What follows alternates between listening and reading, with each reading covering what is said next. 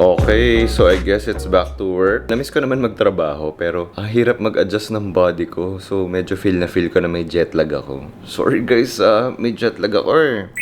But it's been 3 days since we arrived here back in Manila. The first day, natulog lang talaga kami. Sobrang weird nung gising namin. Nakatulog ako mga 5 a.m. na, tapos gigising ako 3 p.m. So, ang hirap din talaga mag-adjust. So, yesterday naman, nakapag-massage kami ni Bebo. Nakapagpaayos ako ng kuko kasi meron tayong shoot today. Nakapag-grocery din kami. Nakakain kami sa Manam. So, lahat ng mga cravings namin. And today, meron tayong shoot dito sa QC. Thank you so much, Tita Dins, for hosting me kasi ang shoot natin is a cooking video. Hindi ko siya ma-shoot sa condo kasi sobrang gulo ngayon. Tsaka, ang liit lang nung cooking area ko dun. So, sabi ko, why not just stay here? And since lagi naman ako nagbubook ng Tita Dins, diba, pag nagta-travel tayo, sabi ko, alam ko magaganda yung mga serviced apartments nila. So, true enough, ang laki ng area natin to shoot. So, may dadating na 5 sa team. So, 2 from the agency. Yung isa yung RM ko, si Sela. And then, 2 ay food stylist. Tapos ako rin mag-video. Ako rin yung talent. Na-realize ko kasi, tatry ko munang hindi kumuha ng videographer kasi baka hindi nyo rin na-appreciate pag masyadong commercial yung mga video natin. So, tatry ko na gawin lang siya on my own. Although, mas mahirap siya, pero I think mas ma-appreciate nyo kasi parang balik one-man team tayo. Also, nagtitipid ako kasi ang dami nating ginastos sa Europa.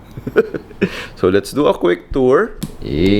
Andito pala tayo sa Tita Dins Roses, Quezon City. Yan ang ating super huge dining area. So, you can host your family or friends here. Meron tayong cooking area dito. Diyan tayo mag-shoot mamaya. Living area. Okay, dito tayo sa bathroom. Ganda.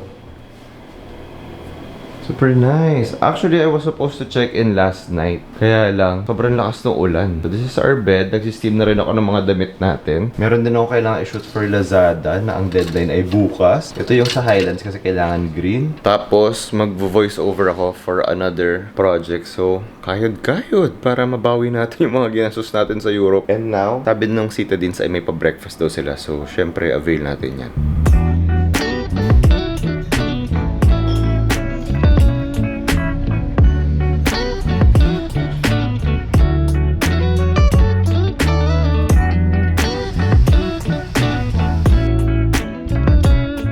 Kakatapos lang po ng shoot natin. Ang saya kasi meron tayong food stylist, may tagaluto. Ang gagawin ko na lang is tumikim.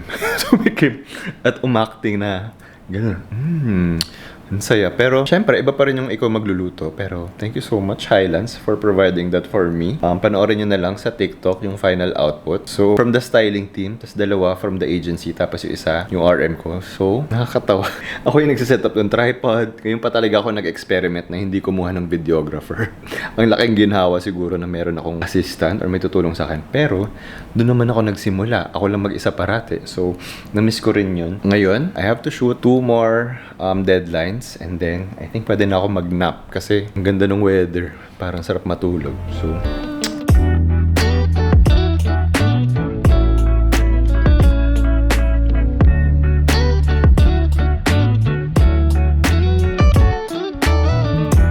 break muna from work. We got salmon sa miso. Meron tayong 1 cup of rice. Wow, grabe naman yung gravy. Joke.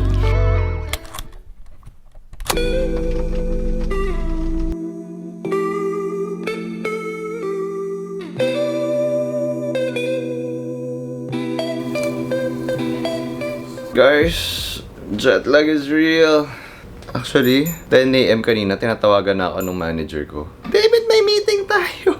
Hindi ako nagigising. So, nag-meeting tayo ngayon. May lakad tayo sa BGC. Namiss ko kasi ang Pinas eh. And then, for the past 2 days, I've been shooting content. Nag-check.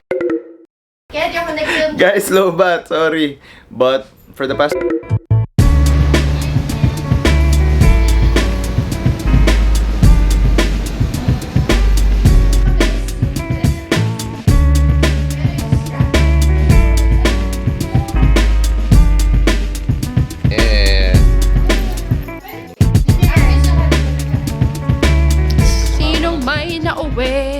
Sinamahan ko lang si Bebo. Ako ay may nadaling bag. Parang di nag-Europe yan.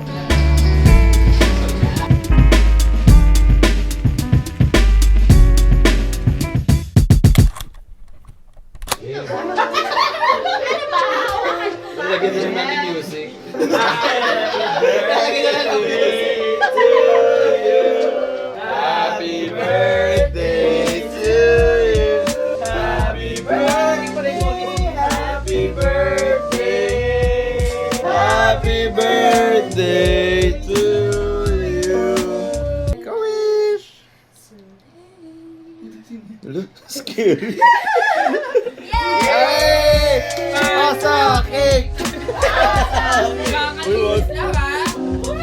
Thank you! Hey! Hello! Cellphone playboy.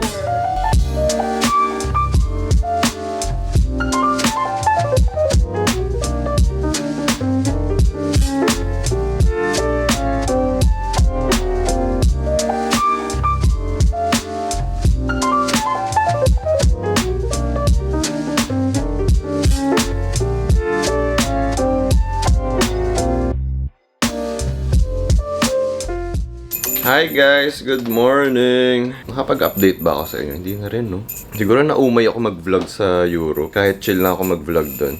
Ang ingay naman ng mga bells. Na-miss nyo ba yung mga bell na yun? But yesterday, we met up with our friends. Siguro mga natapos kami mga 3 or 4 a.m. Di na rin ako masyado nakapag-vlog kasi nag-catch up lang kami. And tamang-tama rin kasi may jet lag pa rin kami. So mga 4 a.m. di pa rin talaga ako inaantok nun. Jet lag. But today is Purveyor Fair. Last year we also went and marami akong mga na-discover na mga local brands. So you know me, I love supporting local brands and this time, I think maraming addition sa lineup nila. Let's discover and support more local brands. I'm excited kasi yun yung mga nadadala ko sa mga trips. Especially pag mga trips natin abroad, dun tayo nakakuha ng mga compliments kasi parang siyempre hindi familiar sa kanila yung mga damit na yun. So sabihin nila, oh, saan mo na kayong damit mo? Sabihin namin, it's from a local brand, it's from a brand in the Philippines, tapos papakita namin yung IG. So okay din yun, di ba? And then, pag mga events natin dito sa Pinas, siyempre okay din na local yung mga suot natin. Siyempre may mix naman natin yan with other pieces. But today, chill lang tayo. Nabili ko to sa Adidas sa Paris, no? Para madali magpalit at magbihis. Para mag-try tayo. Oo nga pala, kailangan magdala ng cash. Sorry, I only have euros. Can I tap? Okay, bye guys, and I'll see you at the Purveyor Fair.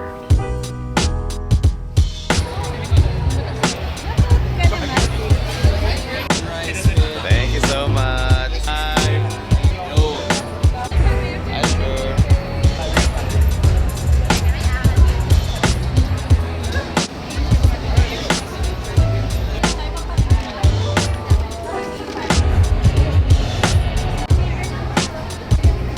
Patayin naman ang look. Hey, doggy! Hi! You're so cute!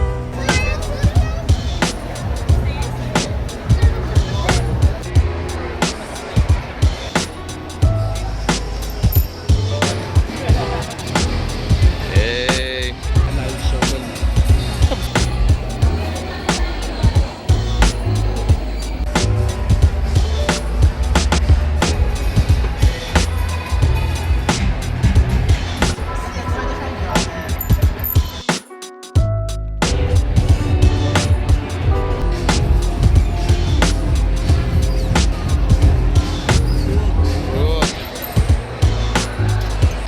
Ay, hindi pala. Yun isa pala yung Paris.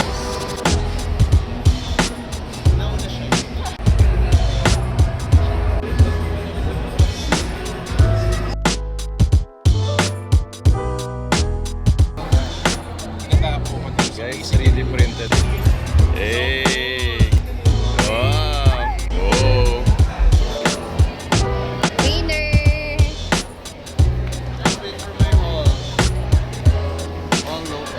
Wow!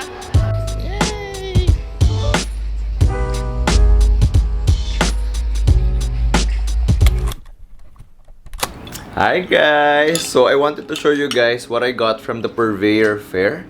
This time around, sobrang daming booth. Like, sobrang daming mga local brands na I just discovered. So, that's what I like about mga Purveyor Fair or mga bazaars in general. You get to discover a lot of different brands and local brands. So, naisip ko, ang mindset ko ngayon, instead of buying a top from Zara, na siguro nag-range from 2,000 to 4,000 pesos. Bibili na lang ako ng local na damit na alam kong kakaiba siya at masusuot ko sa mga events ko, sa trabaho ko. At the same time, I get to support these local brands or businesses. So, huwag na natin patagalin pa. And let's start! Wow, energy! Saan ba ako magsisimula? Let's start strong with my dream piece. This is from Nicolo. TBH, this is the reason why ako kumuha ng stylist. Kasi wala akong mga connection sa mga local designers. So, nung na-meet ko yung stylist ko na si Aaron Mangsat, doon niya ako na-connect sa iba't ibang mga brands. Doon ako nakadiscover ng iba't ibang mga designers. So, doon ko na-discover si Nicolo. I was supposed to purchase this jacket last year sa Purveyor Fair. Kaya lang nung sinabi ko sa designer, ay, pwede bang i-reserve mo sa akin yan? Babalikan ko, mag-iisang round lang. Kapag balik ko, ay, nabenta ko na. I'm like, ha? Reserve nga, diba? So, this year, finally, I got my own piece. Ang maganda sa kanya, it's denim. Tingnan nyo yung enclosure niya. Ayun. Kita nyo ba? Wavy siya na ganun. Ang ganda. So, I can wear this sa mga events natin. Pag may mga shoots tayo. Or, pag nag-travel tayo. Ang ganda niya. Ang maganda pa dito, si Bebo, binili niya yung pants version nito. Nagustuhan niya yung pants. So, sabi ko, since very particular ako na same yung shade nung top and bottom. Yan, hihiramin ko na lang kay Bebo. Nasaan na nga ba yun? At garter pa siya. So, pwede ko talaga siya hiramin. Ang binili ko na lang for myself is yung shorts version. So, pwede natin suotin to. Kahit dito sa city, pwede rin sa beach. Ganda niya. It's really one of a kind. Diba? Ang ganda. Next naman natin, this is from Where Serious Dan. This is the coffee shop that I discovered sa may Mandaluyong. Tapos, na-meet ko yung owner. Tapos, nag-message siya sa akin na meron na daw siyang clothing line na yun. So, I made sure to visit his booth and purchase one of his shirts. One of a kind din yung mga shirts niyo para mga iba't ibang fabrics. And it's all local. And yung ibang parts is mukhang painted siya. So, yan ang maganda sa kanya. Kakaiba talaga siya. This is called the Lagalag shirt version 1. Oh, very nice. Ganda. Next naman natin is from this brand called Suot. Ayan. One size lang siya lahat. What I like about it is that double color siya. Ang ganda, kakaiba. Meron nga rin mga pieces doon na triple color. So, kung mas bet nyo yun, try nyo. But, you know me, I'm in my cherry red era. So, ang ganda ng color combination na to. I feel like it's so unexpected. Parang salmon and cherry red. Bumili rin ako sa kanila last year, parang vest. And the next one, parang medyo colorful yung mga binibili natin ngayon, no? Itong brand na to, dun ko lang siya na-discover. This is from Buy Easy. Ayan siya, ang ganda. Sayang ay sana nadala ko to sa Europe. Ang ganda ng mismatch na pockets and prints. And it's also very comfortable and light. Ganda. Ganda nito. Ooh, before you judge, kahit mukha siyang tablecloth, yun talaga ang vibe niya. This is from Maligaya Clothing. Na-discover ko to nung sinuot to ni Miggy, asawa ni Lorin, nung wedding nila sa Coron. And then, lagi rin tong sinusuot ni, ni Yoni. So, ang maganda sa brand na to, 1:1 talaga. So, each piece is different. Each piece is unique. Alam mong wala ka talagang kapareho pag ito ang binili mo. So, I opted for the long sleeve version. Meron din kasi silang mga short sleeves lang. Medyo mas casual. Pero I feel like ito kasi mas masusuot ko pag meron tayong mga events. So, pwede kayo magsuot ng inner or pwede rin wala if you're feeling frisky. This one, ang cute nito. It's giving Bossini. Bossini? Company B. Naabutan nyo pa ba yun? Mossimo? Hindi, Miu Miu. Ganito ang branding ng Miu Miu ngayon. Actually, I did not purchase this. Binigay lang sa akin to nung owner nung dumaan kami sa booth nila. This is from Cinema Sun. And ang ganda ng salmon color. I feel like I'm gonna wear this one of these days. And then, meron din silang binigay na shirt. Nakakaiba kasi pag nilatag mo siyang ganyan, parang, what is this? Pero, ayan siya. Para siyang sleeveless na hindi. Very effortless. Very cool lang yung vibes niya. And then, this is another gift from one of the booths there. This is from Jeans and Heels. Taga Bulacan ata siya. Pero, we went to the same school School of Design and Arts sa Benilde. So, marami dong mga designers na galing Benilde. So, nakaka-proud. I purchased one of his button-downs last year sa Purveyor Fair. And, ito, binigay niya this year. Thank you so much, Jeans and Heels. Next naman natin is from one of my favorite designers, Antonina. We always try to support Antonina pag may mga show siya, pag meron siya mga new releases. Ang dami ko na rin times na sinuot yung Antonina sa mga events ko. So, nung nalaman ko magpa-participate sila sa Purveyor Fair, sabi ko, mag-purchase tayo sa kanya para support na rin natin sa kanya. And ang ganda ng pants, so it's a pair of gray trousers, pero look at the lining here. May mga pleats siya sa gitna. And ang mas maganda pa dito, hati kami ni Babu! So, nakatipid ako. Pero diba, ang ganda. Meron din siyang partner na vest. Kaya lang hindi ko muna binili kasi hindi siya kasya sa akin. So, siguro papakustom ko na lang. Next naman is from Akin. It's just a plain shirt. Binigay rin sa akin to kasi bumili ako sa kanila ng shades. Ayan. This is the pair of shades. Oh. Ganda oh. Ganda ng quality. Tsaka there's some weight to it. Alam mong medyo class siya. Oh, look at this. This is from Hamu. We also love Hamu. Meron akong dream na polo na gustong ma-purchase sa kanila. Kaya lang, hindi siya available. Or I think kailangan mo siyang i-order. Made to order siya. Pero meron siya mga ruffles dito. Tsaka dito. Ang cool niya. So, to show my support, binili ko na lang to. Pero I feel like it's gonna be a nice addition sa mga polo natin. Sa mga jackets or blazer pag meron tayong mga events, di ba? This one naman, binili ko from Sports Paradise. Last year, bumili rin ako sa kanila ng t-shirt. Kaya lang this year, wala na yung mga gusto ko t-shirts. Ang bilis na ubos ng mga sizes. So, ito na lang kinuha ko. Ang ganda. Ang ganda ng hint of parang neon green. Abang-abang na lang. Summer next year, di ba? They also have a collaboration with Porch na hindi ko pa napupuntahan. Porch Coffee Shop sa Pampanga. I think sa Clark yun. Collab ng Sports Paradise tsaka ng Porch. They also gave me this nice tote bag. And then, ito naman from Omboy. Bigay rin nila. Cool. Next, hindi ko alam kung sino nagpadala nito, pero hindi ko alam kung meron din siyang booth. Pero ito yung logo niya. Sabi niya pang workout ko daw. Ang ganda oh. Tight pa siya. Feeling ko pwede siya pang forme. So kung sino man yung brand na nagbigay sa akin ito, thank you so much. And also mag-comment ka sa comment section para makapag-thank you ako sa'yo. Next, we have some shirts from Plain Sight. Meron din silang scarf oh. Parang ganda. Okay, next one is from this brand called Overlay. Maniniwala ba kayong local to? Dapat ma-recognize ito ng ibang mga taga-ibang bansa. Ganda oh. Ganda, winner. I'm so happy kasi ang hilig ko sa red ngayon oh. Ang ganda ng buckle niya. Ang maganda sa kanya, you can really customize it. Ako ginawa ko na lang medyo short para ganyan lang siya. Pero you can extend this para pwede siyang crossbody. Winner. Here's the inside, very spacious. We also got another one. This is the Rafael bag. Sabi, sustainable and functional. Remove or add any layer. It's full grain leather and handcrafted 100% in the Philippines. Ang ganda ng packaging niya. May kasama pa siyang dust bag. Oh, panalo to. Diba? So, if you're looking to buying your first luxury bag, try to start with local brands muna. And support kasi panalo yung quality niya. Ganda. Ang ganda ng pagka-blue niya rin. So, ang ganda na nandito yung buckle. Dito natin siya nilagay para pag sinuot natin, merong accessory or para meron tayong focal point dito. Ganda, no? I like it. And then, patapos na ata tayo. Last na lang natin is from this local brand. This is not part of the Purveyor Fair. Pero, nagpadala sila sa atin. Wow! I think Marikina brand to. I'm not too sure. Pero, itatag naman natin sila dyan. Ang na-request ko talaga sa kanila is color green. Pero, binigay na lang nila yung isa. Ayan. I like it. Forest green. Okay, so gagawin ko naman, uulitin ko to at i-film ko sa TikTok. Dapat kasi, yung TikTok ganito na rin eh, naka-landscape eh. Parang hindi na ako mag-shoot. Nag-run pa. Okay, bye!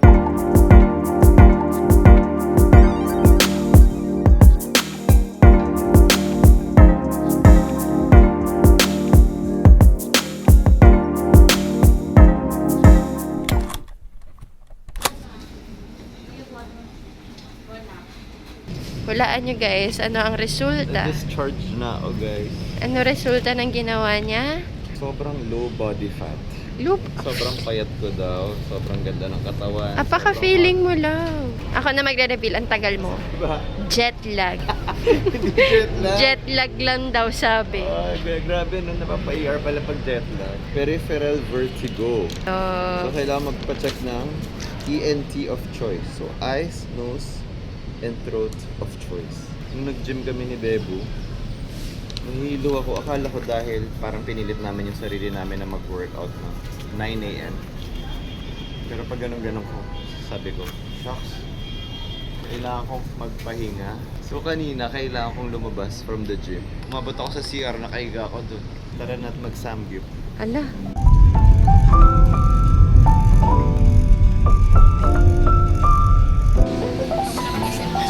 Guys, pumunta talaga kami ng Texas Roadhouse for the bread.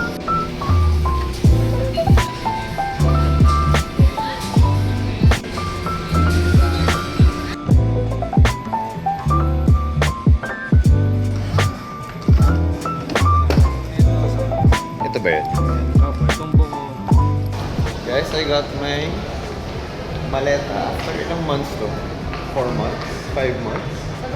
And since I have the old logo, hindi siya covered ng warranty. So, nag-bayad ako ng 9K. Ice cream! Guys, ang init ha. Romanticizing our life. Love, ano yung Google Maps?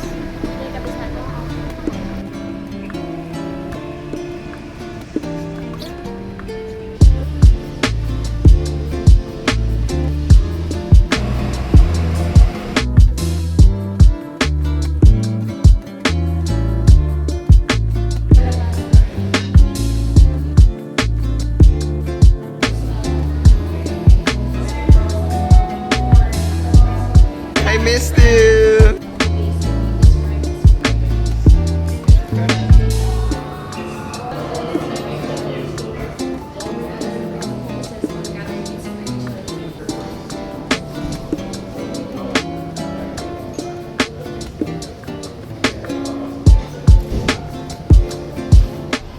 Guys, we're done with our event with ESOP. Always so fun with the ESOP team. Ngayon, lakad na tayo pabalik sa coffee shop sa Dulces kasi nandun pa si Bebo, hinintay niya lang tayo. Let's go!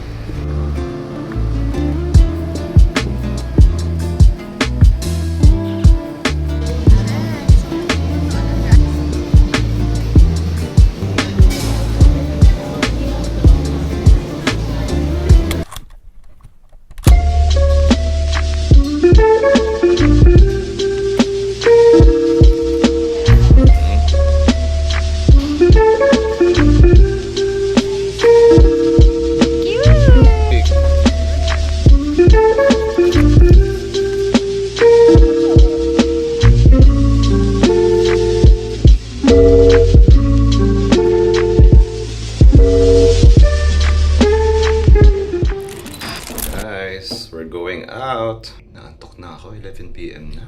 Ready na matulog sa outfit ko. Guys, 11:30 na. I'm sleepy.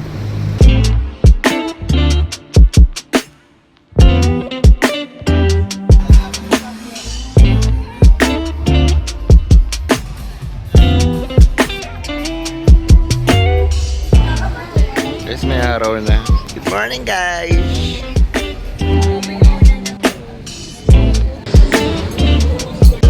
Si Rin, ba't ganyan yung longganisa? Parang tama rin tayo.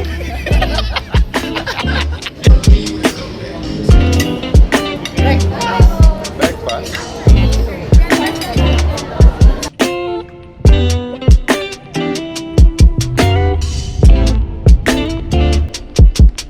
Good morning.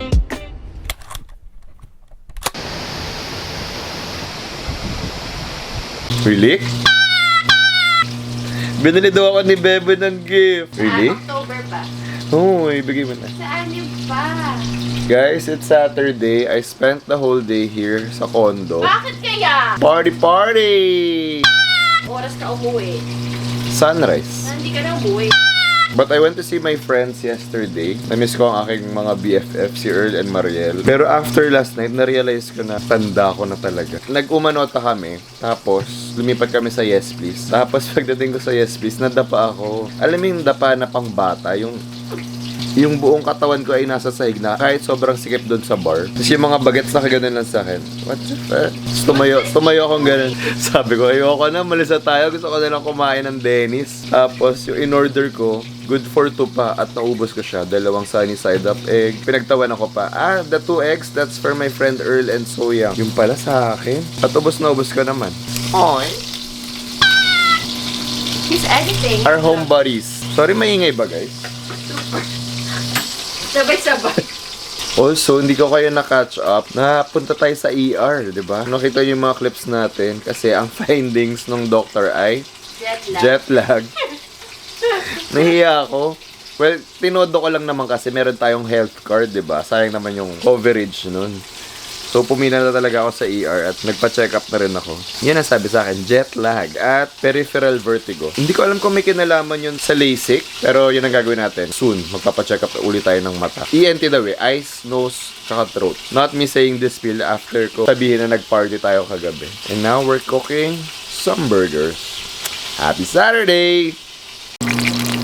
Making some burgers! Burger team! Burger!